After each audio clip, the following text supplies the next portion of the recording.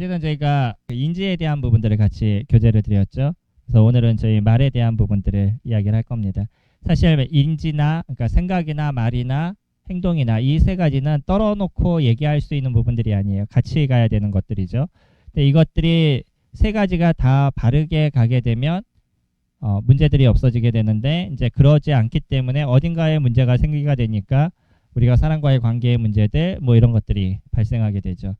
특히 이제 우리가 갖고 있는 생각에 대한 부분들은 속에 있는 거잖아요. 그래서 속에만 있으면 상관이 없는데 이것이 이제 나오는 거죠. 속에 있는 생각이 나오는 건데 나오는 것을 전달하는 게 말이 되고 또 행동이 되는 거죠. 그래서 이 전달하는 부분들을 그래서 어떻게 하느냐에 따라서 상대방은 그것을 판단하고 생각하고 또 그것으로 인해서 기쁨을 느끼고 때로는 상처를 받고 하는 문제가 발생하게 되는 거죠. 미국에 있는 한 학교에서는요. 졸업하기 전에 반드시 그들이 말하는 수업을 배운다라고 얘기를 해요. 보통 이제 운명을 바꾸는 말하기라고 얘기하는데 그래서 거기에서 아이들한테 말을 어떻게 해야 되는지에 대해서 반드시 가르치고요. 그리고 졸업을 시킨다라고 얘기합니다. 왜 그러냐면 말이 결국은 그 사람을 대변해 주는 것이고 또 그 말로 인한 많은 것들이 파생되기 때문인 거죠. 그리고 또한 말이라는 게 우스운 게 뭐냐면 말은 내가 얘기하지만 결국은 그 얘기를 내가 또 듣는다는 거예요. 사람들은 그것에 대한 생각을 잘 안 갖는 경우가 있습니다. 근데 말은요.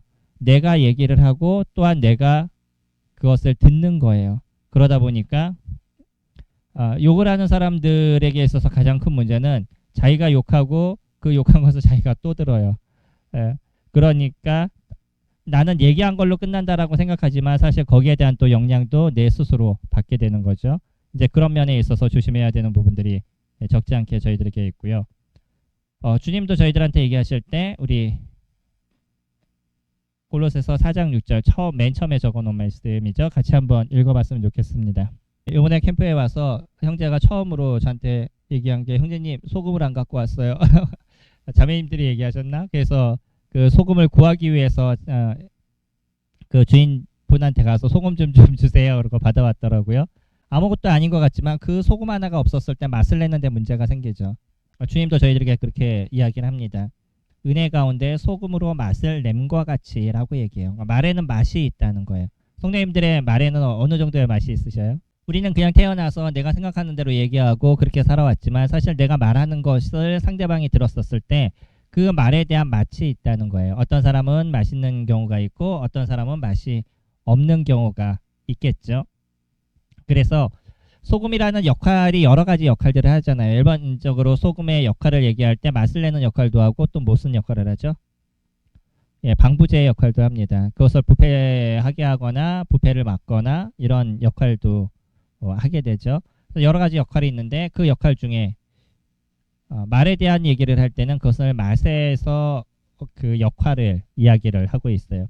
그러니까 그 말을 어떻게 하느냐에 따라서 그 사람의 모습이 호감이 될 수도 있고 비호감이 될 수도 있다는 거죠. 그러니까 일반적으로 있어 사람들에게 있어서 말을 잘하느냐 못하느냐에 대한 부분들이 몇 가지로 이야기가 나눠지게 될 텐데 그 중에 하나가 뭐냐면 이분이 하는 얘기가 긍정적인 얘기냐 부정적인 얘기냐. 어떤 얘기를 할 때마다 부정적으로 얘기를 해요. 그러면 그 사람과 얘기하는데 왠지 마음에 부담이 되고 힘들어요. 근데 긍정적인 얘기를 하는 사람은 내가 힘들었을 때도 그 사람과 얘기를 하다 보면 뭔가 마음이 밝아지고 또 새로운 그 희망이 생길 것 같은 그런 생각이 저희에게 들게 되죠. 그래서 우리가 노력해야 되는 많은 것들이 있는데 그 중에 하나도 말하는 방법인 거예요. 그러니까 말하는 방법이 훈련입니다. 모든 게 생각하는 것도 마찬가지고요. 어저께 말씀드렸던 인지에 대한 것도 저희가 생각을 어떻게 할 것인지에 대해서 계속 바꾸는 것이 필요한 것처럼 말도요. 내가 말하는 것을 자꾸 연습을 하셔야지만 말을 소금으로 맛을 낸 것 같이 맛있게 할 수 있는 부분들이 생기는 거죠. 그냥 자연스럽게 되는 것은 아닙니다. 고민하고 생각하고 또 어떻게 얘기할 건지에 대해서 노력하는 시간들이 됐었을 때 그것이 변화의 모습이 이루어져 가게 되는데 이것도 주님의 명령 아닌가요? 주님 저희들에게 얘기하신 게 그렇게 하라라고 얘기하죠. 하라라는 단어는 명령형입니다. 그러니까 이거는 우리가 당연히 해야 될 것이지 내가 하고 싶을 때 하고 하기 싫을 때 말하고 그런 것이 아니라는 거예요. 그러면 주님이 저희들에게 명령을 하셨을 때는 그것을 해나갈 수 있도록 내가 노력할 때 주님이 그 가운데서 도우시고 성령 하나님께서 그 가운데 함께 하시는 부분들이 있다라고 얘기하죠. 내게 능력 주시는 자 안에서 내가 모든 것을 할 수 있다라는 말씀은 사실은 연보에 대한 거라고 계속 말씀을 드렸죠. 하지만 주님께서도 저희들에게 얘기하시는 내가 너와 함께 하리라고 얘기하시는 언제나 주님께서 도우시겠다는 거죠. 그러니까 우리가 우리의 잘못된 어떤 습관이나 모습을 바꿔가겠다라고 얘기한다면 주님이 그것을 도우시는 부분들은 주님이 함께 하신다는 거예요. 그러니까 내가 그렇게 하고자 하는 결단과 노력이 있게 됐었을 때 그 노력에 힘을 더하시고 능력을 더하시는 것이 주님의 모습이신 거죠. 그래서 오늘은 말에 대한 부분들을 조금 더 고민한 시간들이 되게 될 겁니다. 자, 말이란 무엇이냐면요. 말의 정의는 음성 기호나 문자 기호로 나타나는 사고의 표현 수단이다라고 얘기해요. 우리가 보통 말이라고 얘기했었을 때는 소리로 나는 음성에 대한 것만을 얘기하죠. 근데 글도 사실은 말이잖아요. 그래서 어떤 사람이 글을 잘 쓰는 사람들의 글을 보게 되면 어떻게 이렇게 글을 잘 쓰나라는 생각이 들 때가 있죠. 책을 읽으면서 그런 생각 드실 때 있어요. 이분의 책은 진짜 계속 읽고 싶다라는 느낌이 드는.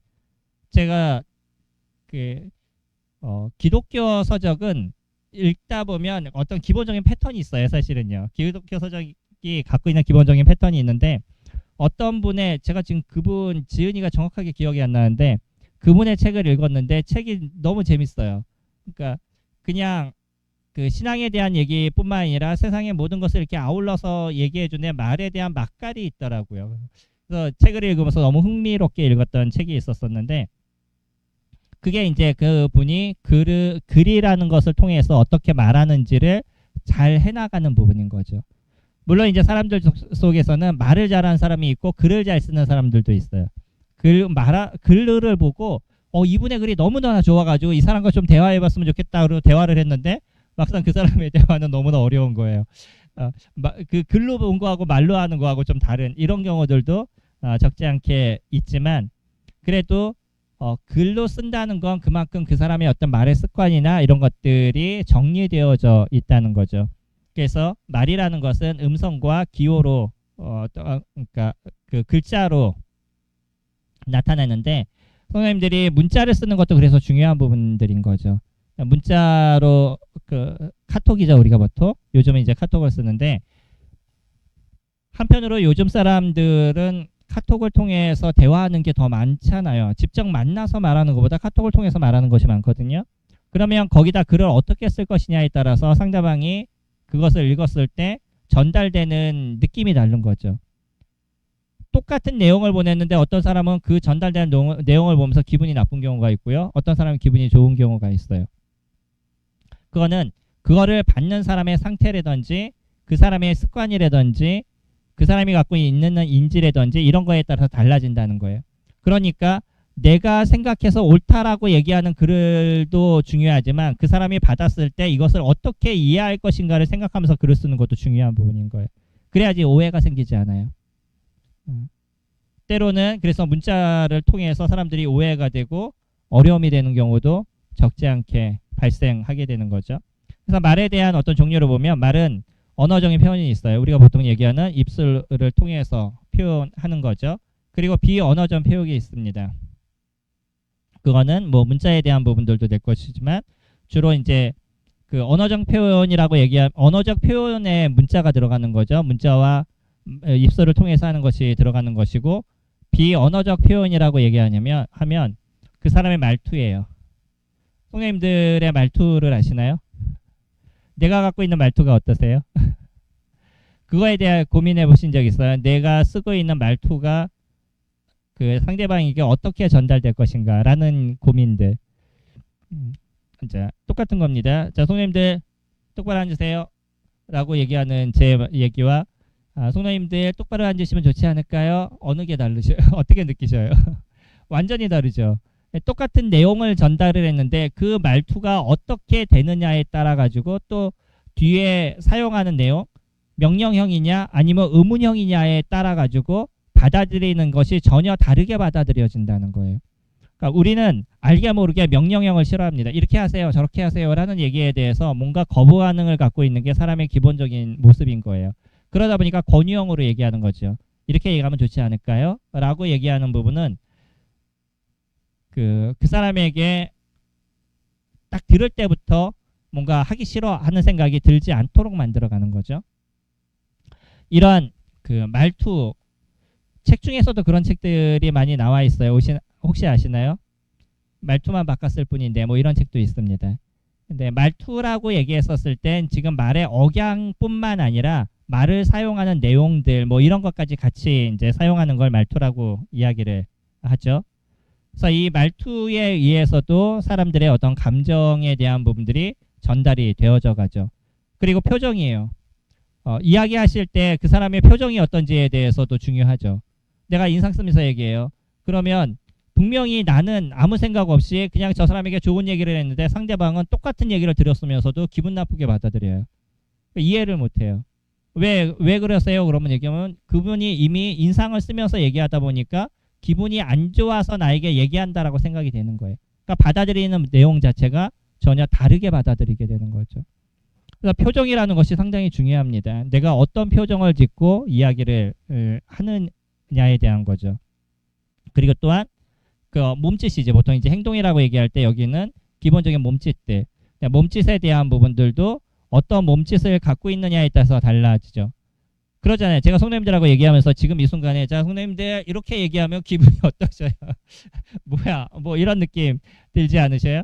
그러니까 그 사람이 어떻게 앉아 있고 행동을 어떻게 하느냐 이런 거에 따라서도 사람들은 그것을 듣게 됐었을 때 기분이 좋을 수도 있고 기분이 안 좋을 수도 있고 느껴지는 감정에 대한 부분들이 달라져 가는 거죠.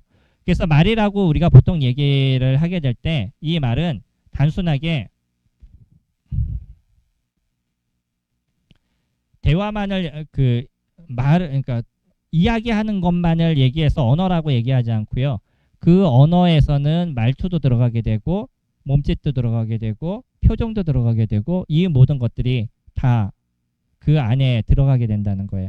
그러니까 저희가 말하는 것이 얼마나 힘든지 아시겠죠? 말이 되게 쉽게 생각이 되지만 사실 말이라는 자체가 그렇게 쉬운 것이 아닙니다. 그 많은 것들을 고민하면서 이야기를 해야 될 필요가 있어요. 사람들에게 문제가 생기는 이유는 그런 겁니다. 이런 거에 대한 고민을 하지 않아요. 그리고 그냥 나는 그냥 내 감정만을 한 거야 라는 것으로 그냥 내 생각만을 얘기한 것으로 끝나지만 받아들이는 사람들의 입장은 전혀 다른 부분들이네요. 모든 것이 다 합쳐져 가지고 그 사람이 어떻게 얘기하느냐를 나는 생각하게 되어져 가는 거죠. 그래서요. 말이 우리에게 주는 유익은 결국은 제일 중요한 거죠. 사람과의 관계의 모습이에요. 부부들이 어려워지는 문제가 대부분 어떤 문제예요? 여러 가지 이유들이 있지만 그 중에 하나가 서로의 그 대화의 문제죠.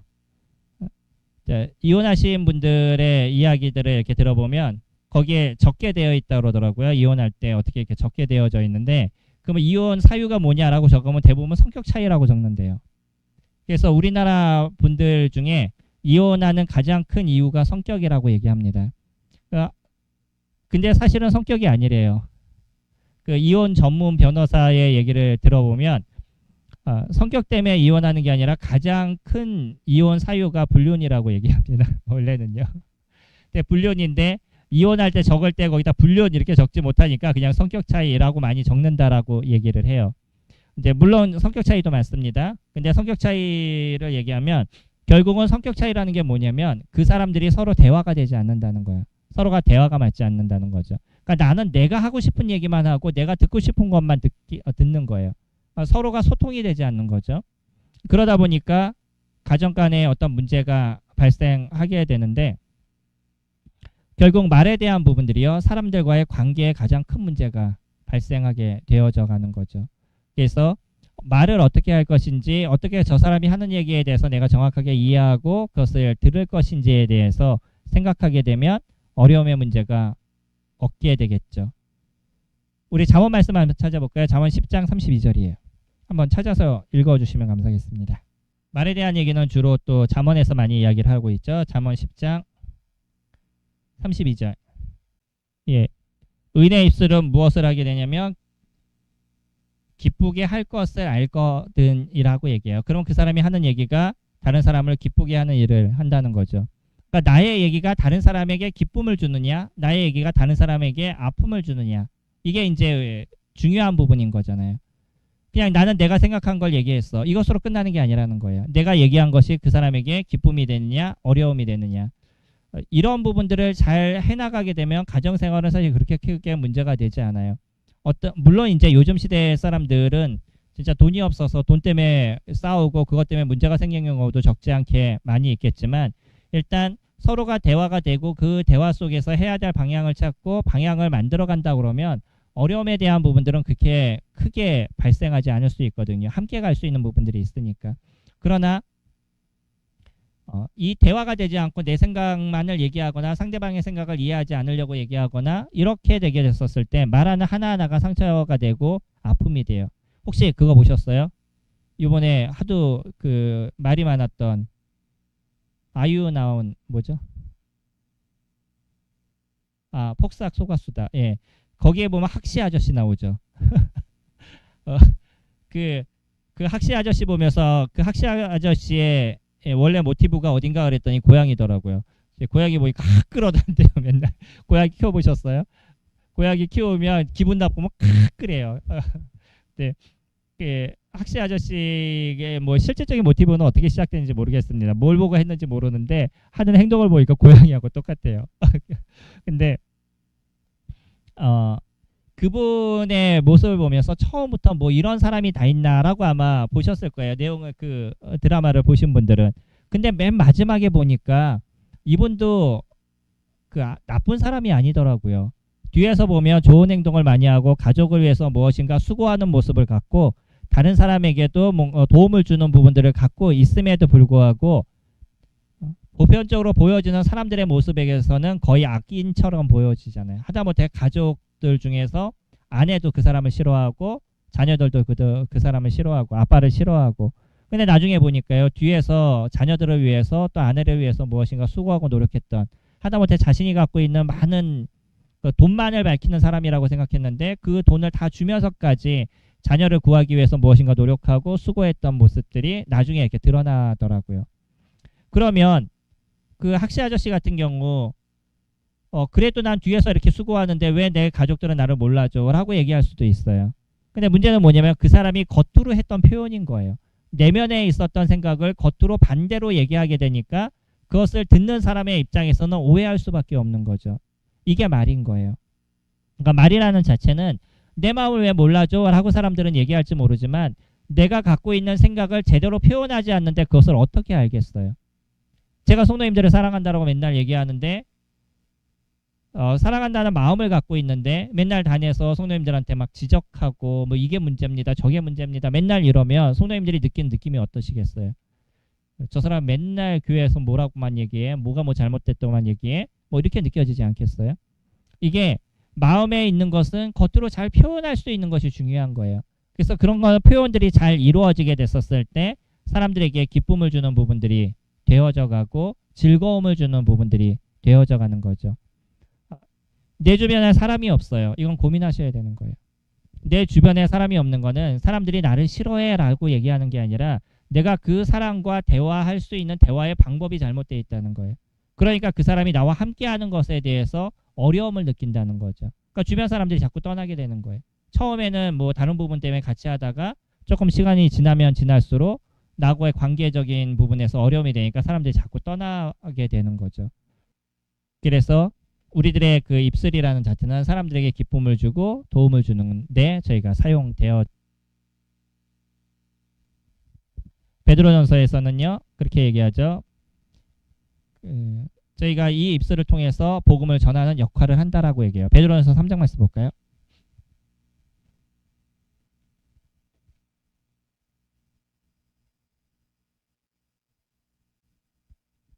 3장 15절에 너희 마음에 그리스도를 주로 삼아 거룩하게 하고 너희 속에 있는 소망에 관한 이유를 묻는 자들에게는 대답할 것을 항상 준비하여 온유와 두려움으로 하고 라고 얘기하죠. 내 안에 복음을 전할 것에 대해서 계속 준비하는 마음을 갖고 있어야지 복음을 전할 수 있다는 거죠. 그거는 우리가 인지에 대한 부분이잖아요. 내 생각에서 복음을 어떻게 바르게 전할 건지 잘 준비하고 고민하는 것들, 이게 인지에 대한 부분이라고 그러면 나중에 그것을 잘 표현해야 되는 거잖아요. 근데 그 표현할 때 어떻게 표현하냐면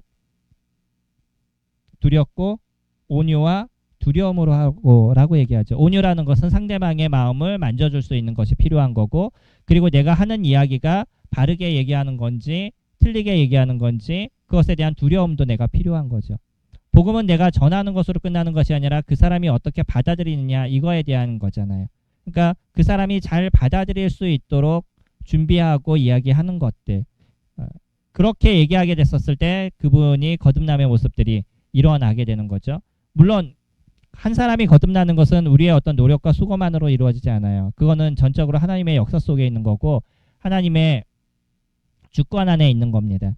그러나 우리들의 입장에서는 우리가 할 수 있는 최선의 방법을 사용하는 거죠. 그러니까 어떻게 복음을 잘 전할 것인지, 어떻게 그 사람이 들었었을 때 그 마음을 열고 주님을 믿을 수 있을 것인지, 그것을 고민하고 준비하는 것들, 이거는 복음을 전하는 자들이 해야 될 일들인 거잖아요. 근데 내가 하고 싶은 얘기를 해요. 예전에 그런 거 아시나요? 저희 복음 집회 시간이었는데 말씀 시간에 갑자기 말씀을 전하시는 분이 그 아이를 지적하면서 야, 너 나가! 뭐 이렇게 소리 질렀던 거 혹시 기억나시나요? 저희 교회에서 있었던 일입니다. 그때 아이가 이제 예전에 우리 신구대에 있을 때니까 공간이 한 요 정도밖에 안 됐잖아요. 요만한 공간에서 한 아이가 일어나서 막 뛰어다녔어요. 그랬더니 뛰어다닌 것도 아니에요. 사실 일어나서 좀 움직였을 거예요. 근데 나중에 이 앞에 나와서 얘기를 해보시면 주변 사람의 모습이 한눈에 다 보이거든요. 그리고 어떤 아이가 막 움직여 꼬물꼬물 막 그래요. 그러면 내가 얘기를 하려 했던 게 끊어져요. 머릿속에서. 그러니까 그분도 그랬던 것 같아요. 충분히 이해는 됩니다. 이해는 되는데 갑자기 아이한테 지적을 확 해버린 거예요. 근데 공교롭게 그날 누가 와 있었냐면 그 아이의 아빠가 구도자가 와 있었어요. 겨우겨우 왔어요. 힘들게. 근데 그 얘기를 딱 듣고 나서 그 이후로 교회에 나오지 않으셔요. 한 번도. 화가 너무 나신 거예요. 복음을 전한다 할지라도요, 자기의 감정이 거기에 실려버리면 문제가 되는 거예요. 난 너에게 알려주는 거야. 근데 네가 왜 이렇게 들어? 라는 어떤 그 권위적인 부분들이 들어가게 된다 그러면 여기서 문제가 발생하게 되는 거죠.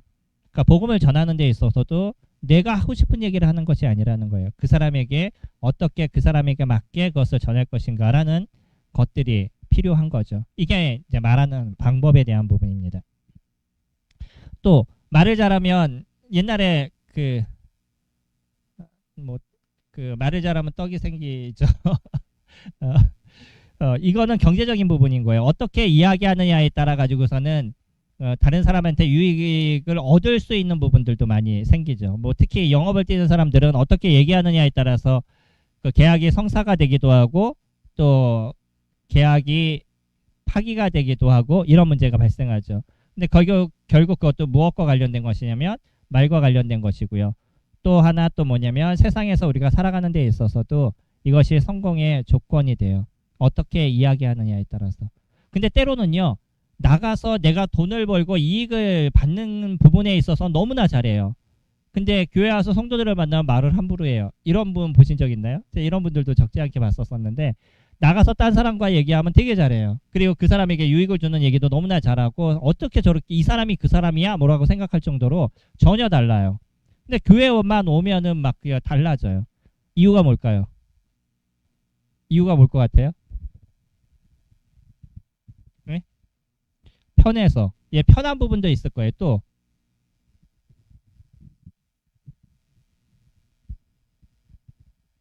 이게 이익에 관련된 부분입니다. 나가서는 내가 돈을 벌어야 되잖아요. 그러니까 그 사람한테 굽신거려도 상관이 없어요. 근데 성도들한테는 그럴 이유가 없잖아요. 그러니까 내가 하고 싶은 대로 하는 거예요. 어떤 면에서 사회에서 받는 스트레스를 교회에서 풀어요. 이런 것들이 적지 않게 크리스천들에게 있습니다. 이게 우리가 진짜 조심해야 되는 것들이 성도들을 함부로 해도 된다 생각은 그렇게 하지 않지만 성도들에게 편하게 얘기한다, 편하다라는 얘기를 쓰는 거예요 사실은. 근데 이게 편한 게 아니고요, 그냥 그 함부로 대하는 부분들이 발생하는 거예요. 성도들을 더 소중하게 여겨야 되지 않나요? 성도들을 더 존중해야 되는 부분들이 있어야 되는데 성도들한테는 내가 이렇게 편하게 요구를 해도 상관이 없어, 이분들은 그런 걸 해줘야 되는 분이야 라는 생각을 갖고 있는 인지의 어떤 차이에서부터 그런 문제가 발생하게 되는 거죠. 네 번째, 우리 그래서 말을 잘 못하시는 분들, 사람들의 어떤 특징에 대한 부분을 저희 잠깐 살펴보면, 물론 이제 부정적인 얘기를 하는 거 그렇게 좋지 않은데 어쨌든 예, 말을 못하는 분들의 특징을 보게 되면 결국은 말을 못한다는 거는 상대방을 불편하게 만든다는 거죠. 단순해요. 말을 잘하느냐 못하느냐의 차이가 이게 100%는 아니지만 거의 90%는 뭐냐면 다른 사람이 같이 대화하는데 편안함을 느껴요. 그러면 그 사람은 말을 잘하는 사람일 거고 편안함을 느끼지 못해요. 그럼 그 사람 말을 못하는 부분들이 되겠죠. 그러니까 우리가 밑에서 적혀있는 내용들 한번 살펴보면서 개인적으로 체킹해 보셔요. 네, 체킹해 보시면 내가 말을 어떻게 하고 있는지, 다른 사람에게 어떤 도움을 주고 있는지 라는 부분들을 알 수 있겠죠. 첫 번째, 부정적인 언어를 사용해요. 똑같은 얘기를 하는데 안 된다는 얘기가 많아요. 그리고 그 문제가 있다라는 얘기를 더 많이 해요. 이게 이제 부정적인 얘기인 거죠. 어떤 얘기를 해도 그래 그러나 이렇게 될 거야, 잘 될 거야, 똑같은 단어를 쓰는데 그 접속어를 어떤 걸 쓰냐면 그러나라는 접속어와 그런데라는 접속어의 차이예요. 그러나는 뭐냐면 그러나 이렇게 될 거야, 그래서 좋은 얘기를 한다. 그런데는 뭐냐, 그런데 이거는 안 돼 라는 표현을 많이 쓴다는 거예요. 야, 그래도 오늘 캠프 가면 좋지 않을까? 그래 좋지, 가면 그런데 이래, 뭐 이렇게 그 다음의 단어가 항상 부정적인 문제가 드러나요. 그 사람이 하는 얘기의 마지막을 보면 이 사람이 긍정적인 단어를 쓰는지 부정적인 단어를 쓰는지에 대해서 보여주죠. 그래서 저희들이 가급적이면 부정적인 단어보다는 긍정적인 거 쓰려고 노력하실 필요가 있어요. 근데 이런 부분들은 그냥 말을 할 때뿐만 아니라 연결되어 있죠. 내가 생각을 어떻게 하느냐에 따라서 결국 그 말이 나오는 거잖아요. 그러니까 내 안에서 부정적인 생각을 자꾸 지울 수 있는 것들이 필요하고 긍정적인 생각을 자꾸 가질 수 있는 것이 필요하죠. 물론 무적적인 긍정이 전부는 아니잖아요. 그러니까 이 긍정은 어디에 기반이 된 긍정이냐면 하나님의 말씀에 기반이 된 긍정이 되어야 되는 거죠. 무조건 잘 될 거야. 제일 힘든 부분이 그럴 때 있지 않아요? 무조건 제가 긍정적인 언어를 써도 나는 너무나 힘든데 옆에서 그래도 잘 될 거야 이렇게 얘기하면 더 짜증날 때 있지 않아요? 그런 상황에 따라 다르다는 거예요. 그런 상황에서는 어떻게 위로할 건지에 달라지는데 막상 본인의 문제가 딱 생기면 그거에 대해서 항상 부정적인 얘기를 하고 남의 얘기를 할 때는 그래 남에 대해서는 그래 뭐 그러나 이렇잖아, 그러나 잘 될 거 아니야, 뭐 이렇게 표현하는 경우가 적지 않게 있어요. 그러니까 똑같이 긍정적인 말을 한다 할지라도 상황에 따라서 달라질 수 있는 거죠. 그런 부분들을 잘 체킹할 수 있는 것들이 필요하고요. 두 번째, 경솔하고 함부로 얘기한다는 거. 그러니까 이게 보통 이제 얘기하는 생각나는 대로 얘기하는 거죠. 잠언 말씀 볼까요? 우리 잠언 10장 말씀 보시면 10장 19절에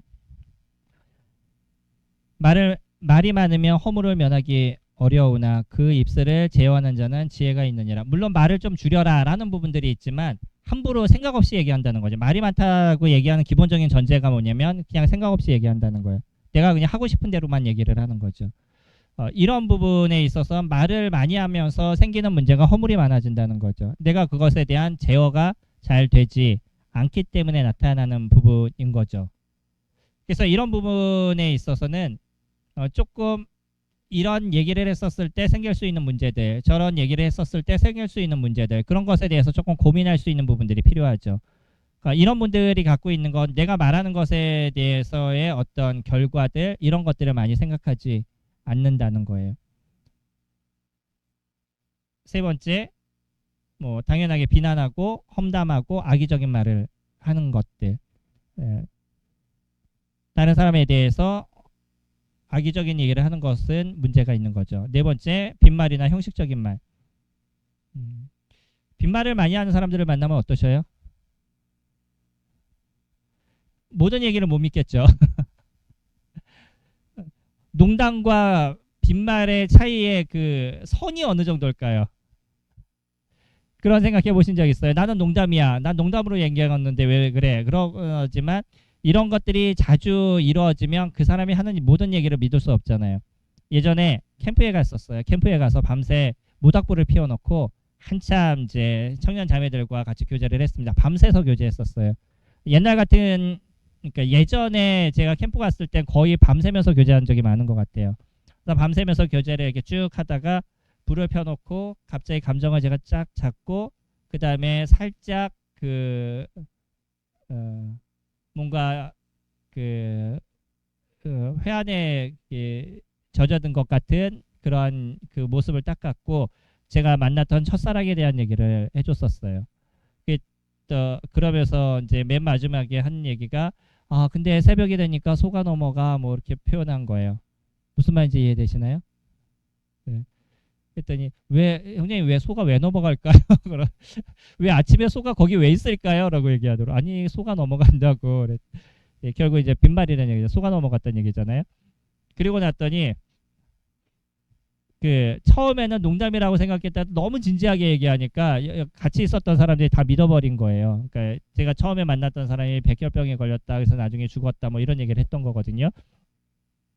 그리고 나서 자매들이 하는 얘기, 형제님 얘기 이제 어떤 것도 못 믿겠어요. 라고 얘기하더라고요. 그러니까 뭐 그거는 뭐 한 가지 얘기를 그냥 재밌게 얘기한 거라고 얘기를 해도 우리에게 있어서 그 사람이 하는 얘기가 항상 빈말을 얘기해. 그리고 얘기하는 말이 항상 거짓말이야. 그러면 사람들이 믿지 않아요. 특히 엄마들 조심해야 될 것. 아이들한테 농담 잘하죠. 거짓말 잘하시고. 아이들이 그런 걸 갖고 뭔가 좀 어리둥절한 모습을 보면 귀엽잖아요. 그런 아이들의 모습이 귀엽다 보니까 저희들이 조금 이게 빈말을 아이들한테 너무나 잘해요. 오늘 아침에서도 제가 자리에 앉았는데 요플레가 2개가 있는 거예요. 지금 저는 모르겠어요. 왜 이 요플레가 2개가 생겼는지 아직도 잘 모르겠어. 근데 그 하나 요플레를 갖고 있다 혜지가 오길래 아빠가 널 위해서 준비한 거야. 그리고 이거 거짓말이잖아요. 아빠가 널 위해서 준비한 거야 하고 딱 줬더니 혜지가 거짓말하지 마. 이게 첫 번째 얘기더라고요. 그러니까 제가 혜지한테 너무 자주 농담을 하는 것 같아요. 그러니까 혜지의 입장에서 어떤 것도 믿지 못하겠다 이런 거죠. 예, 빈말이나 이런 건 형식적인 얘기가 자주 있게 되면 사실은 그 사람의 얘기를 잘 믿지 않아요. 그러니까 이런 부분에서 특히 아이들한테 너무 많은 그 빈말을 하지 마세요. 부모를 신뢰하는 거에 한계가 생겨요. 나는 재밌자고 하지만 아이는 그러지 않는다는 거예요. 그리고 특히 내 아이가 아닐 때 농담하시는 거 조심하실 필요가 있어요. 예. 말에 뭐 비슷한 부분이지만 말에 일관성이 없는 거. 말이 자주 바뀌어요. 똑같은 얘기를 하는데 어저께는 했던 얘기와 오늘 했던 얘기가 달라지는 거죠.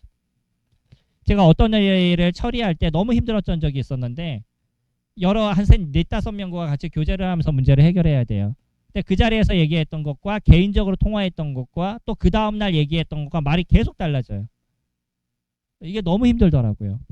말이 계속 달라지니까 제가 일 처리하는 게 너무 결정적으로 어떤 일 처리의 결말은 제가 해야 되는데 계속 말이 달라지니까 어디에다 맞춰서 일을 해야 될지 모르겠는 거예요.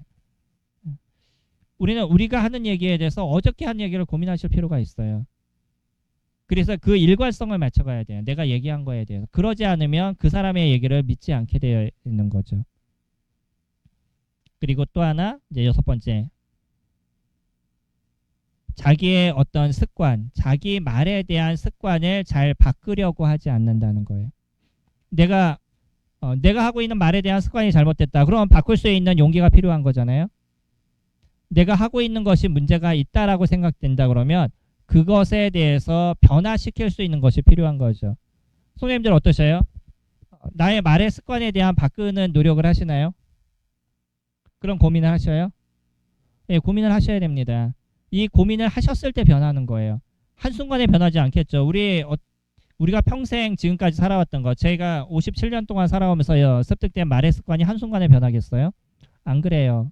그것이 변하는데 많은 시간들이 필요한데 그러나 그것을 바꾸려는 노력이 없는 사람은 그 변화가 일어나지 않아요.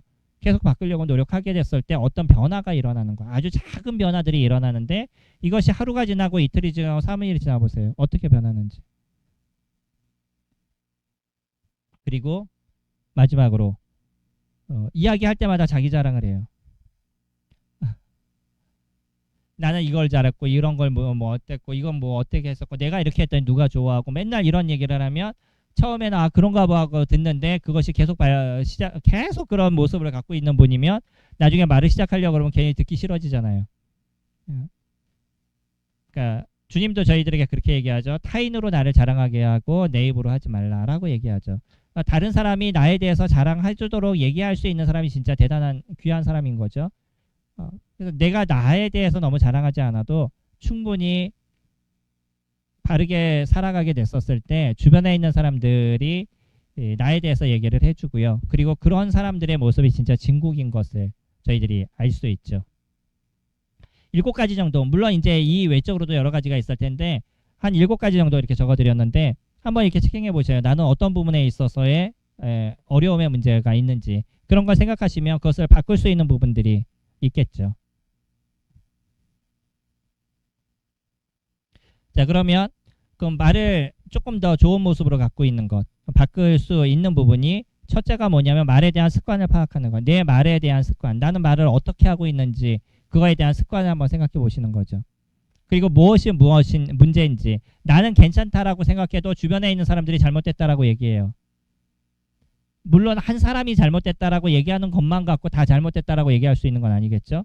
그러나 여러 사람들이 내가 하고 있는 말이나 그런 것들을 어려워하는 부분들을 듣는다 그러면 거기에 대한 부분의 습관이 나는 이미 들여져 있다는 거잖아요.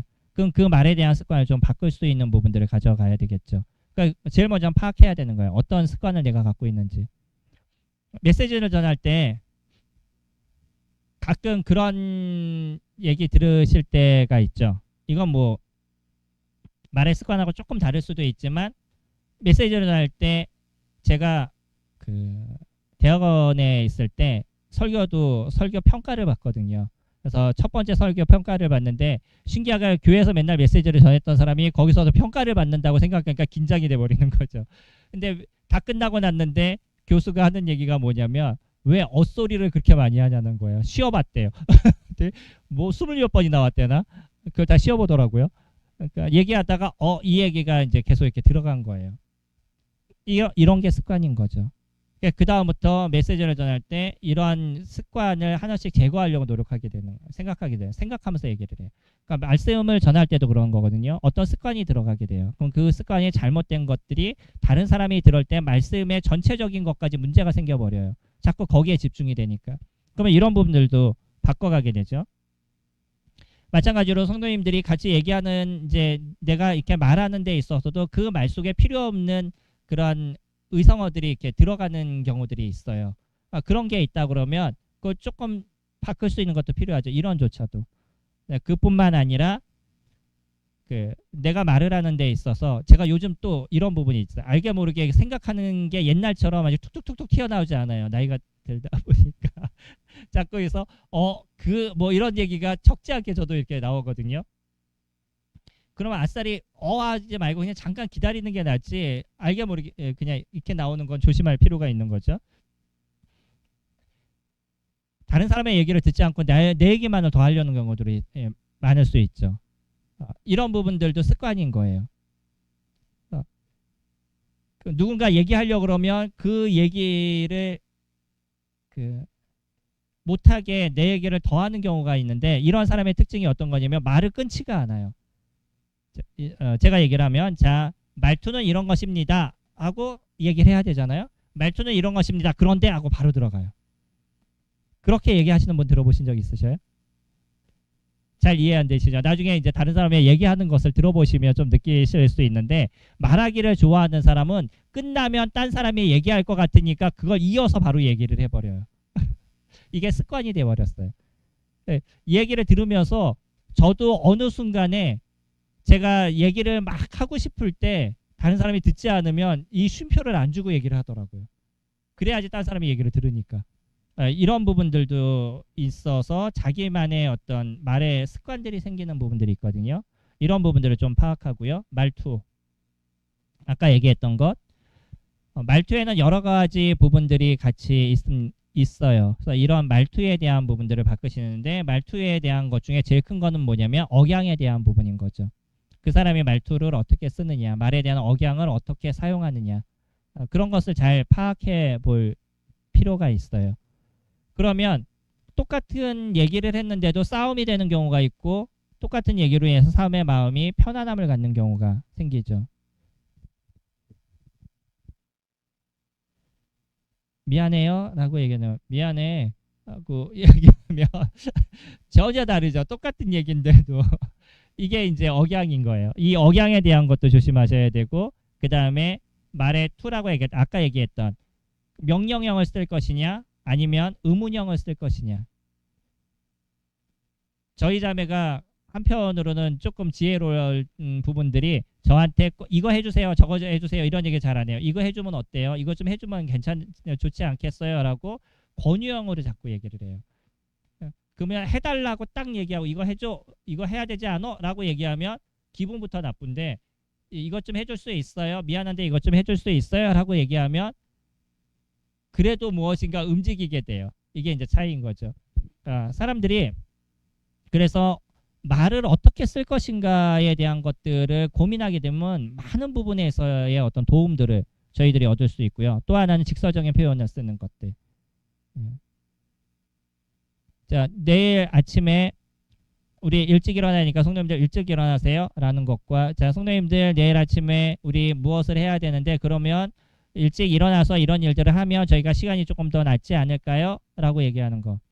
어떤 것이 마음에 편안함을 느끼셔요.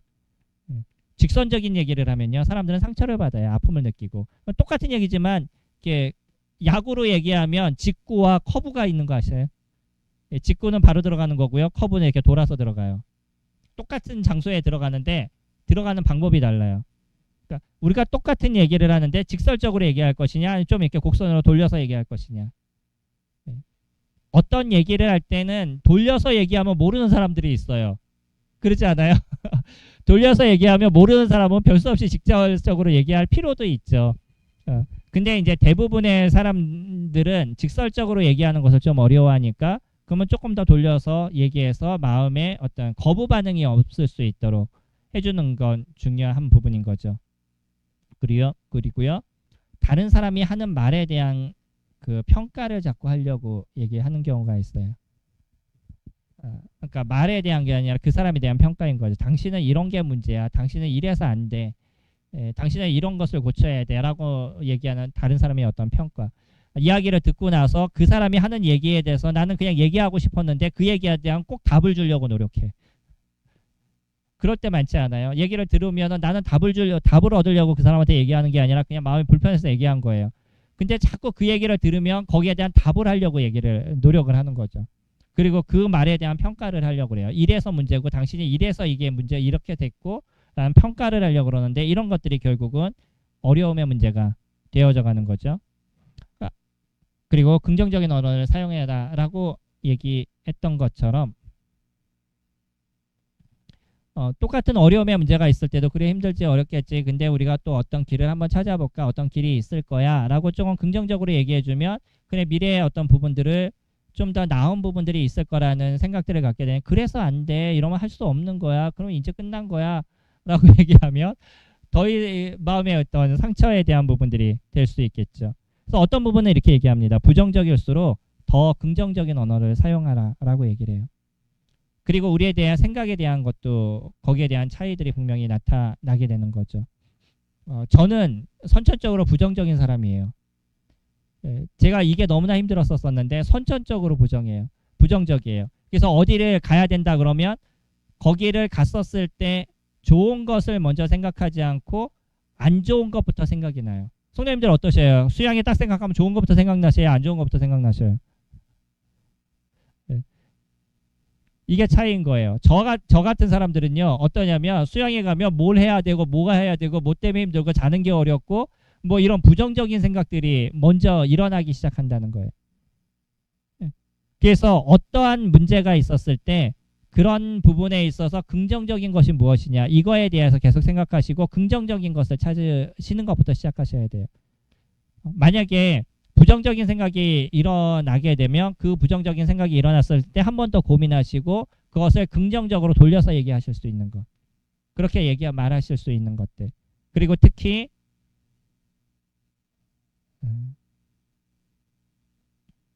뭐 다른 사람에 대해서 너무 부정적으로 얘기하지 마시고 긍정적으로 얘기해 줄 수 있는 것. 나의 삶에서도 마찬가지예요. 오늘 아침에 그 아이들 물놀이 하겠다고 그 청년들이 또 그 침대탕까지 다 준비해서 갖고 왔어요. 또 물 받는데도 몇 시간 걸리잖아요. 근데도 이제 해주겠다고 다 갖고 왔는데 설치하다 보니까 천막을 안 갖고 왔어.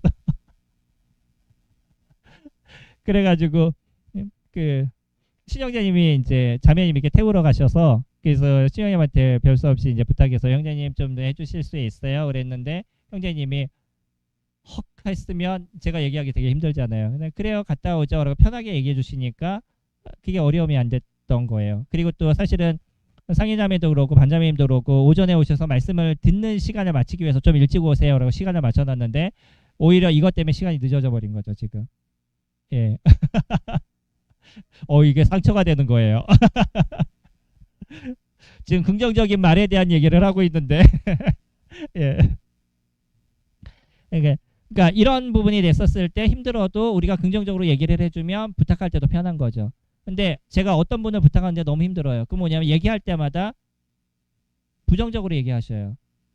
뭐 처음에 딱 얘기 들 때 이거부터 그런 거 아시죠? 딱 얘기 들 때 이런 것부터 시작이 돼요. 그럼 이런 분한테는 무슨 부탁을 하는 자체가 어려워요. 근데 나중에 또 왜 나에게 얘기하지 않아? 뭐 이런 얘기도 또 듣죠. 얘기를 못하게 만든 거죠 본인이. 그러니까 그런데 또 얘기를 안 한다라고 또 뭐라고 그러고. 그러니까 내가 긍정적으로 얘기하면요 사람들이 긍정적으로 다가오는 부분들이 있어요. 물론 이제 그 임채배 형제님이 광교 남부에 계시잖아요. 네, 임채배 형제님하고 예전에 우리 서수지에 있었을 때 있었던 간호사 자매님이 제가 성함이 간호사 자매님이 있어요. 그 수간호사까지 하셨던 아산병원에서 수간호사 하시면 상당한 능력자거든요. 근데 그 수간호사까지 하셨던 자매님이 계시는데 그 자매님이 계실 때 임채배 형제님이 인턴으로 거기 뭐 레지던트로 있었대나 인턴으로 계셨대나 병원에 계셨대요. 근데 이분의 그 별명이 어린 왕자예요. 임채배 형제님의. 왠지 아셔요? 뭔가를 부탁할 때 노라는 게 없어요. 다른 분들이 우리 이번에 이제 드라마 중에 스리생이 아니고 뭐죠? 언젠가는 즐거운 뭐 있었죠. 인턴들 얘기 나오는 거, 저기 레지던트 얘기 나오는 거 그런 거 이번에 드라마 했거든요.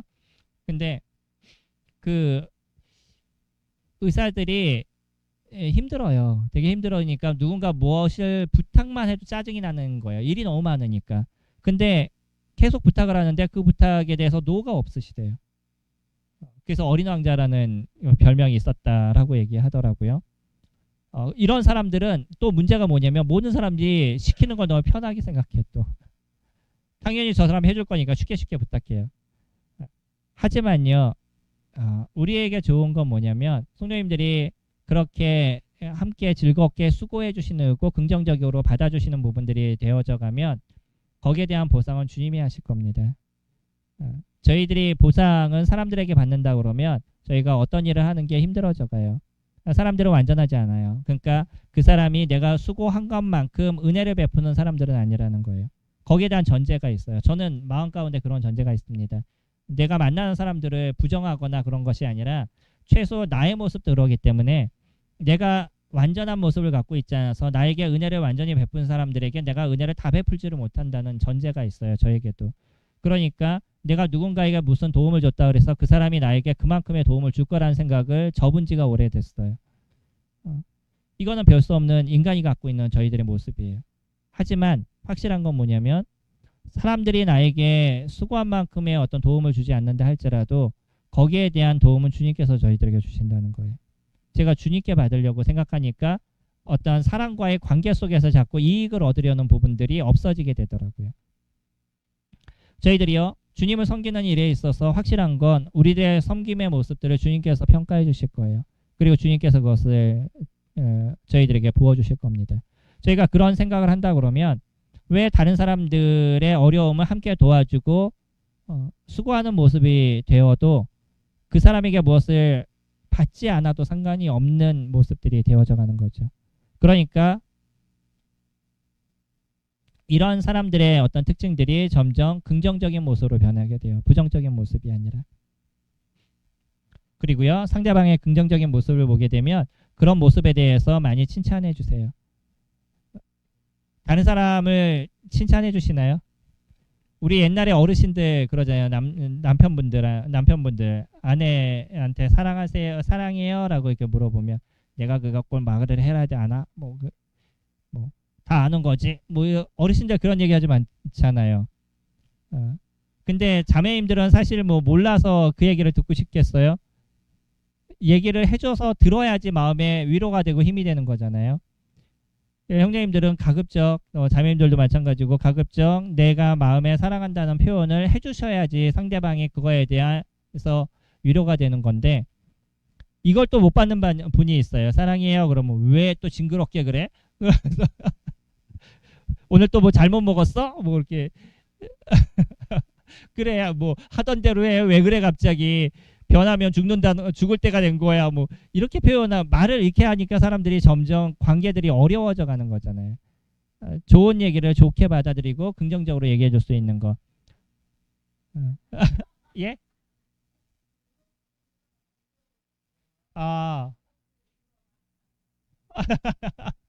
그쵸. 안 해주셨어가지고 못 들어보셨죠. 자주 해주셔야 되는 거예요. 그럴 필요가 있어요. 옛날 분들이 우리 어르신, 그러니까 옛날에 우리 유교 사상에 좋은 것과 안 좋은 게 있는데, 이제 안 좋은 것 중에 하나가 뭐냐면 자녀들을 칭찬하면 아이들이 삐뚤어진다고 칭찬을 안 했단 말이에요. 마음으로 사랑했는데 사랑한다는 얘기를 하지 말라 그래서 그런 얘기를 안 했었고, 그게 아이들의 입장에서는 부모님이 돌아가실 때까지 부모님이 나를 사랑한다는 표현을 잘 느끼지 못하고 했던 경우도 적지 않게 많이 있었던 거죠. 표현하셔야 됩니다. 자녀들에게도 표현하시고 또 그 남편과 아내에게도 이런 부분들을 표현하셔야지만 상대방은 그것에 대해서 아는 거죠. 칭찬해 주셔야 돼요. 성도님들에게 있어서도 긍정적인 것을 많이 칭찬해 주셔요. 고래도 칭찬은 고래도 춤추게 한다고 무조건 칭찬하는 게 전부는 아니에요. 잘못된 걸 칭찬하시면 안 됩니다. 이거 정확하게 하셔야 돼요. 성도님들에게도 잘못된 모습을 칭찬해 주지 마세요. 이건 문제가 커져가게 돼요. 아이들도 잘못된 것을 칭찬하기 때문에 아이들이 자기가 잘못된 것과 잘하는 것을 구분하지 못하는 거예요. 좋은 것을 칭찬해 주시고 잘하는 것을 칭찬해 주셔야 되는 거죠. 그리고요, 네 번째, 상대방의 말을 바르게 이해를 해야 된다는 거. 내가 어떤 얘기를 하는 데 있어서는 바르게 이해가 되어야 되는 거죠. 다른 사람의 얘기를 듣지 않고 내 생각대로 이미 해석이 돼버리면 말하는 데 있어서의 문제가 다른 얘기가 나오는 거잖아요. 그러니까 상대방을 이해하지 않으면 대화가 되지 않아요. 그래서 대화할 때는요, 상대방의 입장에서 생각하는 거예요. 제가 지혁이하고 대화할 땐 주혁이가 살아왔던 삶과 그가 형성되어 있는 모습을 생각하면서 대화를 해요. 찬혁이는 찬혁이의 성향을 보면서 대화를 해요. 혜지는 혜지에 맞춰서 대화를 합니다. 그래야지만 대화가 돼요. 네, 아이들이니까 똑같은 관점에서 내가 얘기를 하면 그 아이들의 언어와 이런 것들이 달라요. 2살 차이거든요. 기껏해야 몇 년 차이에요. 3명 돼봤자 4년 차이밖에 되지 않아요. 근데 주혁이하고 찬혁이하고 혜지하고 세대 차이 느낀다 그래요. 당연하죠. 주혁이는 1900년대생이고요. 혜지는 2000년대생이에요. 1000년 차이가 나요. 애들이. 세대 차이가 나는 거죠. 이 짧은 4년인데 이 4년도 적지 않은 차이가 등장을 하고, 혜지 2000년대생과 주혁이의 차이 중에 하나가 뭐냐면, 주혁이 나이대만 해도 어디에서 식사를 하면 자기가 이렇게 내는 문화예요. 이 아이들도. 혜지는 밥을 딱 먹잖아요. 친한 친구들이에요. 밥을 딱 먹으면 카드 내면서 3명으로 계산해 주세요. 이렇게 얘기를 해요. 그러면 오늘 먹은 게 10,000원이다. 10,000원을 3분의 1에서 그 카운터에서 계산해 줘요. 그러니까 각자 카드를 내요. 이게 2000년 이후 아이들의 기본적인 패턴이에요. 다르죠. 문화가 달라진 겁니다. 근데 이런 것에 있어서 그 아이의 입장에서 내가 생각하지 않으면 야 그래도 네가 돈을 내야 되는 거 아니야? 지금 또 그렇게 얘기해야 되는 거죠. 이건 다른 겁니다. 그래서 그 사람의 입장에서 우리가 생각하고 대화하는 부분들이 필요한 거죠. 그리고 대화할 때는요. 내가 하고 싶은 얘기가 상당히 많죠. 대화하실 때 그러지 않아요? 내가 하고 싶은 얘기가 참 많지 않으셔요? 내가 하고 싶은 얘기보다는 대화에 맞는 얘기를 할 수 있는 것들도 필요하죠. 상대방을 공감해 주라는 거. 그래서 기본적으로요. 상대방을 사랑하는 마음이 없으면 내 대화에 있어서는 온전한 대화가 되지 않아요. 성도님들과의 관계도 그런 거잖아요. 저희가 성도님들을 이익의 관계나 아니면 어떤 도움을 얻는 관계나 이런 부분으로 생각하게 되면 대화 자체에 문제가 발생하게 되는 거죠. 기본적으로 성도들을 사랑하는 기본적인 전제가 있어야 됩니다. 때로는 그 안 좋은 것을 얘기하는 상황이 돼도요. 그 사람과의 관계 속에 하나님 안에서의 사랑의 관계에 기본이 되지 않았을 때는 이거는 싸움이 될 수 있는 거예요. 이런 부분에 있어서의 전제가 변하지 말아야 되고요. 그 상대방의 그 마음을 이해한다는 거는 그 대화의 중심을 갖고 그 사람에게 필요한 얘기를 같이 해주는 거죠. 때로는 그 어려운 얘기가 된다 할지라도 그 상대방에게 필요한 얘기를 해줄 수 있는 것들 이런 것들이 저희가 필요하죠. 그리고 또 중요한 거는 진심과 진실한 말을 하라는 것. 그냥 좋은 얘기를 다 한다라고 그래서 그것이 전부는 아닌 거죠. 진실한 대화가 돼야 돼. 사람과의 관계에 문제가 생겼었을 때 우리가 빛 가운데서 해결을 하면 어떤 문제도 우리는 어렵지 않게 해결이 될 수 있어요. 주님 안에서 얘기하는 거죠. 그래서 그 빛 가운데서 내려놓고 내가 얘기한 것에서 실수가 됐다면 미안하다고 얘기할 수 있는 것. 그리고 상대방이 오해했다면 그건 오해하라고 얘기할 수 있는 것들. 그러면 오해하라고 얘기하면 난 그것을 이해하고 받아들이면 되죠. 내가 오해했구나. 아니면 내가 한 얘기에 대해서 저 사람이 오해를 한 거구나. 그러면 문제가 그렇게 크게 문제가 되지 않아요. 근데 여기에 감정이 딱 들어가 버리잖아요. 그러면 진리를 이기는 게 감정이에요. 어떤 부분이 있는데 기분이 상한다. 그러면 어떤 얘기도 들어오지 않아요. 이런 부분에 있어서 감정에 대한 부분을 잘 조절할 수 있는 부분들이 저희들에게 필요해서 진실하게 얘기할 수 있는 것. 그리고 또 한참 이렇게 얘기하다 보면 그럴 때 있잖아요. 얘기하는데 예 알았어요. 예 그러죠 뭐. 그렇게 딱 그런 소리 딱 듣는 순간에 어떤 느낌 드셔요? 이 사람이 진짜 이제는 뭐 변하겠구나라는 얘기인 게 아니라 이제는 듣기 싫구나 라는 생각이 드는 거죠. 이렇게 우리가 이제 소위 얘기하는 영혼 없는 말이라고 얘기하잖아요. 그러니까 이런 부분이 되게 되면 대화가 더 이상 진전이 되지 않게 되는 거죠. 7번째, 말에 대한 결과를 생각하는 거. 저희들이 얘기할 때는 말에 대한 결과가 있다라는 걸 생각해야 돼요. 분명히 말에 대해서는 결과가 있습니다. 책임을 져야 되는 거예요. 내 말에 대해서. 그래서 야고보서에서는 그렇게 얘기하잖아요. 애써 너희들이 선생이 되지 말라라고 얘기하는 거는 선생이 되지 말라라고 얘기하는 것이 아니라 선생이 됐었을 때 생기는 문제를 네가 이해를 하라는 거예요. 그래야지 내가 말을 하게 된 거 그 말에 대한 책임을 나는 져야 된다는 거죠.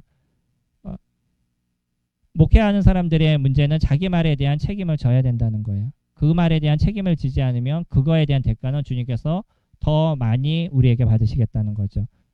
분명히 주님 그 사람의 얘기에 대한 대가를 받으신다라고 얘기하셨어요.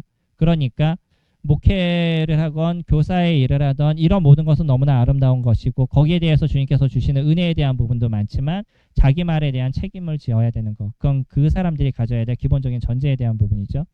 동일하게요. 우리가 사람들과 대화하는 가운데서도 그 대화에 대해서 책임을 져야 되는 거예요. 그러니까 말하는 데 있어서 잘 고민할 수 있는 부분들이 필요한 거죠. 그 비언어적 표현을 잘 쓰라는 것, 아까 얘기했던 말투에 대한 부분을 어떻게 쓸 것인지, 또 내 표정은 어떻게 가질 것인지, 그리고 또 내 감정은 어떻게 조절할 것인지 라는 부분들을 잘 생각할 필요가 있죠. 감정을 다스리는 부분을 자꾸 연습해 보시면 좋아요. 내 감정이 생겼을 때 그냥 기분이 나빠. 그러니까 기분이 나쁘면 모든 게 다 끝난 거예요. 다른 걸 하지 않으려고 그래요. 그게 아니고요. 기분이 나쁘면 왜 기분이 나쁜지에 대해서 이유를 찾아가셔야 돼요. 이유를 찾아가 보면 나중에 보면 그냥 내가 싫어서 그럴 때가 있어요. 내가 나한테 맞지 않아서. 그럼 내 마음을 바꿔야죠. 그렇죠? 아니면 상대방이 뭐가 잘못됐어요. 그러면 그 상대방이 왜 그런 표정을 짓고 그렇게 얘기했는지에 대한 것도 좀 받아들일 수 있는 여유가 생기도록 만들어 가야 되는 거죠. 사람들이요. 보통 얘기할 때 40이 되면 자기 얼굴에 책임을 지라고 얘기하잖아요. 저희가 살아왔던 삶의 모습이 저희들의 얼굴에 드러나게 돼요. 그래서 맨날 인상 쓰고 있는 사람들의 얼굴을 보게 되면 그분은 그 살아왔던 삶이 계속 부정적인 생각 속에서 살아왔다는 거예요. 근데 평상시에도 항상 이게 웃어요. 이런 분들을 보면 긍정적인 생각을 가지려고 노력했던 사람의 모습이 기본적으로 보여져요. 이건 그 잘생겼냐 못생겼냐 이 문제가 되지 않아요. 어릴 때는요. 20대는 이쁘냐 안 예쁘냐를 얘기하는 나이지만 그때를 넘어서 40대 50대로 넘어가면 이 사람의 평상시 표정이 어떠냐에 따라서 그 사람의 삶의 모습이 나타나게 되는 거잖아요. 그래서 자주 거울을 보세요. 거울아 누가 세상에서 제일 예쁘니? 라고 하지 마시고요. 거울을 보시면서 내 표정이 어떤지 내가 평상시의 모습은 어떤지에 대해서 살펴보시면 바꿔야 될 것이 무엇인지에 대해서 고민하게 되는 거죠. 그리고 너무 감정에 치우치지 마시고 감정을 잘 다스릴 수 있는 거. 혹시 내가 얘기하다 감정적으로 올라오면 말을 중단하시는 게 나아요. 오히려. 그 안에 있는 생각을 다 쏟아내서 나중에 어려움이 생기는 것보다 그 감정을 잘 조절하시고 얘기하는 부분들을 가지시고요. 10번째 마지막으로 말하는 법을 배우시라는 것. 주님도요. 우리가 성경을 알지 못하면 주님의 말씀을 배우라고 얘기하는 건 성경을 알지 못하면 주님 안에서 살아가는 삶을 우리가 알지를 못해요. 그래서 성경을 저희가 알아야 되는 거잖아요. 어떤 분이 그렇게 얘기하십니다. 그런 얘기 들어보셨어요? 아침에 큐티를 하지 않으면 하루 종일 말하지 말아라. 네, 그런 얘기 들어보셨어요? 그런 얘기 하시는 분이 계시는데 제가 그 얘기에 대해서 공감을 합니다. 왜냐하면 내가 말씀을 보지 않으면 하루 종일 내가 생각나는 대로 사람들에게 쏟아낸다는 거예요. 그러니까 성경을 보지 않고 하루하루를 살아가는 게 우리에게 있어서 얼마나 어려운 일인지 고민하셔야 돼요. 하나님의 말씀에 지배를 받는 인생을 살아가셔야 되는 거예요. 그래야지 생각의 지배를 받게 되고 말에 대한 지배를 받게 되고 행동에 대한 지배를 받게 되는 거예요. 그리고 또요. 말을 어떻게 하는 것이 상대방에게 유익이 되느냐라는 부분에 있어서 여기에 관련된 여러 가지 책들이 나오고 있거든요. 그런 책에 대해서도 도움을 받으셔요. 뭐 아까 말씀드렸던 그 말투만 조금 바뀌었을 뿐인데 라는 책도 있고요. 끌리는 말투, 호감되는 말투 뭐 이런 책도 있고 여러 가지 책들이 나오는데 그런 책을 보시고 뭐 깊게 읽기 싫다 그러면 목차만 보셔요.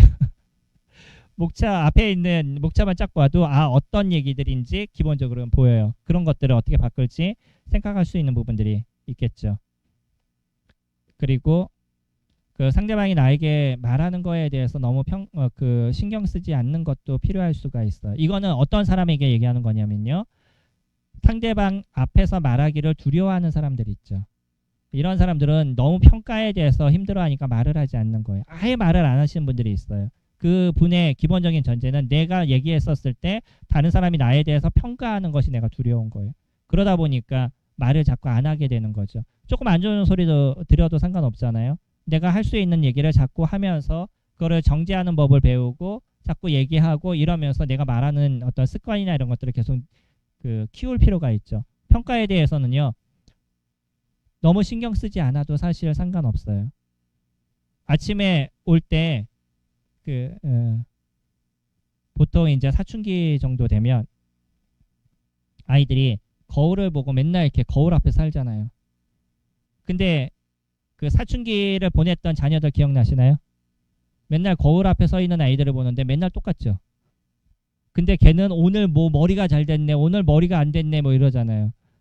근데 제가 볼 땐 똑같아요. 본인의 어떤 관점의 차이가 있지만 우리가 볼 때는 그런 모습에 있어서 별 차이가 있지 않다는 거예요. 그러니까 자기 혼자 어떤 평가에 대한 생각을 너무 많이 갖는 거죠. 다른 사람이 나를 어떻게 평가할 것이니. 예. 그거에 대해서 너무 신경 쓰지 않으셔도 내가 변할 수 있어서 조금씩 변해가는 것이 더 중요한 것이지 그래서 말을 안 하는 게 더 나은 것은 아니라는 거죠. 물론 말을 너무 많이 하는 사람은 다른 사람이 나를 어떻게 평가하는지에 대해서 조금 고민할 필요가 있는 거죠. 세 번째는 말할 내용을 미리 생각하라는 것. 송찬 형제님이 소천하셨는데 송찬 형제님이 어디에 가셔도 딱 얘기를 시키시면 말을 하셔요. 그거에 대해서 쭉 설명을 하셔요. 남들이 물어봤어. 형제님은 어떻게 그렇게 딱 질문하면 바로 대답을 하셔요? 그게 어떻게 바로바로 나올 수 있어요? 그랬더니 형제님 한호 말. 야, 그게 어떻게 그냥 나오냐? 고민해서 나온 거지. 그렇게 얘기하죠. 그러니까 어느 장소에 간다 그러면 그 장소에서 이미 얘기할 걸 생각하고 가시는 거예요. 가면서. 어떤 얘기를 할지, 어떤 상황이니까 무엇인가를 나한테 얘기할 거니까 그걸 어떻게 얘기할지 그에 이미 멘트를 생각하시는 거예요. 송찬 형제님은 달변이 아닌 거 아시죠? 송찬 형제님 아시나요? 송찬 형제님 말을 잘하시는 분이 아니에요. 말을 못 하셔요. 아시는 게 너무 많아요. 근데 그 아시는 걸 사람들한테 이해시키는 말은 잘 못하시는 분이에요. 그럼에도 불구하고 많은 분들이 송찬 형제님 말을 잘하신다라고 생각하거든요. 그 이유는 뭐냐면 내용이 많아서 그래요. 그리고 그분에 대한 존경하는 마음이 있어서 그렇지 원래 말 자체를 잘하시는 분은 아니에요. 근데 말을 잘한다라고 느껴지는 거는 그분이 어떤 부분에 대해서 질문했었을 때 그거에 대해서 다 설명하실 수 있는 능력이 있기 때문인 거죠.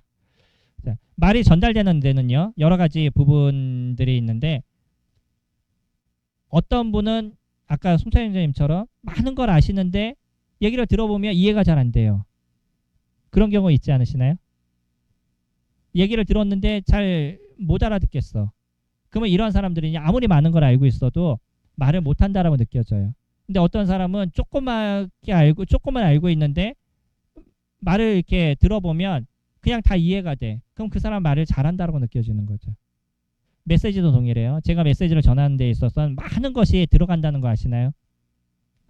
그냥 설교를 합니다. 이런 걸로 성도님들은 이해하시지만 사실은 설교할 때는 어떤 게 들어가냐면 제 표정 그리고 말투 말의 말을 꾸민다 그러죠. 말의 흐름 이런 모든 게 다 들어가서 설교가 돼요. 그러니까 제가 말씀을 이렇게 전할 때 이 안에서 말투를 잘못 사용한다 그러면 성도님들이 오늘 메시지가 이상했어 이렇게 느껴지시는 거예요. 내용과 상관없이. 그러니까 이 모든 게 다 들어가는 거거든요. 그러니까 말하는 게 생각처럼 그렇게 쉬운 거는 사실은 아닌 거예요. 저희가 평상시에 계속 얘기하는 거지만 이런 게 생각처럼 그렇게 쉬운 게 아니라서 그래서 말을 어떤 단어들을 써서 조합을 제대로 할 것인가 뭐 이런 것도 고민하시고 이렇게 생각하시게 됐었을 때 다른 사람이 들으면 말을 잘하네. 오늘 메시지가 너무 쏙쏙 들어와요. 뭐 이런 얘기들을 하시는 거예요.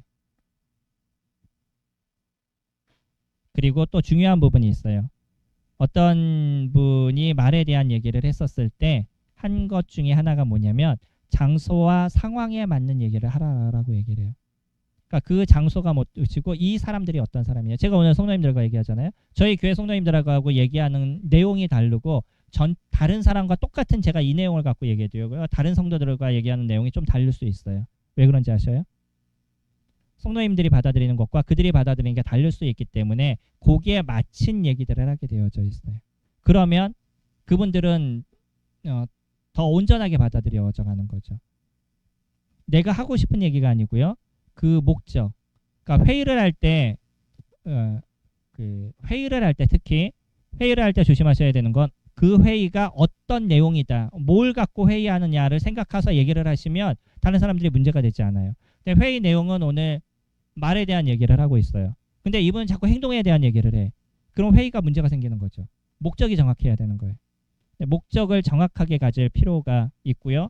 그리고 그것을 듣는 사람이 어떤 사람이다 라는 것을 생각해서 얘기를 하면 그러면 사람들이 듣게 됐었을 때 이 사람이 말을 잘하네 라고 느껴지게 되는 거예요.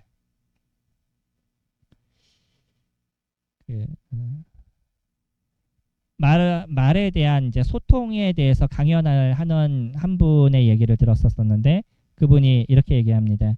사람이 하는 얘기에서는 두 가지 얘기밖에 없다라고 얘기해요. 하나는 뭐냐면 감사의 말, 하나는 부탁의 말이래요. 근데 그거를 어떻게 하느냐가 다 다른 거예요. 여기 적혀 있는 것처럼 첫 번째 보면 야, 뭐 이런 걸 다 사오냐? 비싼데 이거 왜 사오는 거야? 라고 얘기하는데 사실 그 내용의 중심에서 보면 고마워 이 얘기를 하는 거죠. 근데 느낄 때 이렇게 얘기 들으면 어떠셔요? 기분이? 난 누구에게 이렇게 맛있는 좋은 걸 사줬어요. 그랬더니 야, 뭐 이런 걸 다 사와 비싼데 라고 얘기하면 예, 별로 사간 거에 대해 기분이 나쁘잖아요. 그러면 똑같은 얘기를 하면 그러다 고마워 어떻게 이런 걸 다 준비했어 이러면 될 말을 갖다가 말을 다르게 하니까 문제가 생기는 거죠. 또 부탁의 얘기를 해요. 그 유튜브에 하나의 짤 중에 그런 짤이 있어요. 어린아이가 시간이 조금 지났지만 예, 어린아이가 그 부장님한테 전화를 한 거야. 부장님 무슨 누구예요? 제가요 누구의 아들인데요. 그래. 어린아이가 부장님한테 전화하니까 이 부장님이 너무 놀란 거잖아요. 오늘 내일 야유회 가신다면서요. 그래서 그래 내일 야유회 가지. 저희 아빠 보내지 마세요. 왜? 아빠가 야유회 가는데 저를 안 데려간대요. 형만 데려간대요. 그러니까 아빠 가지 말라고 얘기하세요. 그런 거예요. 그 부장님 한참 웃다가 너무나 재밌으니까 이걸 스피커폰으로 틀어놓은 거예요. 모두 회사원들이 다 듣도록. 그랬더니 부장님이 그래? 그러면 네가 못 가서 그러는 거구나. 그랬더니 네. 그럼 너도 같이 가면 되겠네. 아 그래요? 그럼 내일 뵐게요. 그리고 딱 끊어요. 어린아이가 진짜 이렇게 전화한 거 제가 들었었거든요. 그러니까 이 아이는 무슨 얘기를 하고 싶은 거예요. 처음부터. 저는 야유회 가고 싶어요. 근데 이야기를 하는데 그렇게 할 수 없으니까 아빠를 보내지 말아라. 이렇게 얘기를 한 거예요. 이게 부탁의 말인 거예요. 그러니까 어떤 얘기든지 부탁의 말을 하는 부분들, 그러니까 내용을 살펴보면 뭔가 부탁하려고 그러는데 직접적으로 하면 되는데 그러지 않고 뭐 일요일날 만났으면 좋겠는데 야 일요일날 너 뭐하니? 이거부터 시작하잖아요. 이게 부탁의 말이죠. 야 일요일날 우리 만나서 뭐 하자. 아니면 뭐 일요일날 뭐 이런 거 좀 도와줘. 뭐 이런 건 얘기잖아요. 그래서 이분이 얘기하는데 모든 얘기는 감사의 말과 부탁의 말 두 가지만 있습니다. 라고 얘기한다는 거예요. 그러니까 우리가 똑같은 얘기를 사실 이렇게 돌려서 이렇게 얘기를 하면 어려워지는 거잖아요. 그래서 좋게 얘기한다 그러면 서로에게 도움이 되고 위로가 되고 힘이 될 수 있는 부분들이 있을 수 있는데 이제 그러지 않으면 말로 인해서 상처가 되고 어려움이 되고 교회에서 보시면 상처를 받는 거의 90%는 다 뭐예요? 말로 인해서 상처를 받으시는 거잖아요. 그러니까 그런 부분이 혹시 교회 안에서도 이제 발생하시거나 그러신다 그러면 제일 먼저 하셔야 될 거 기도하시고요.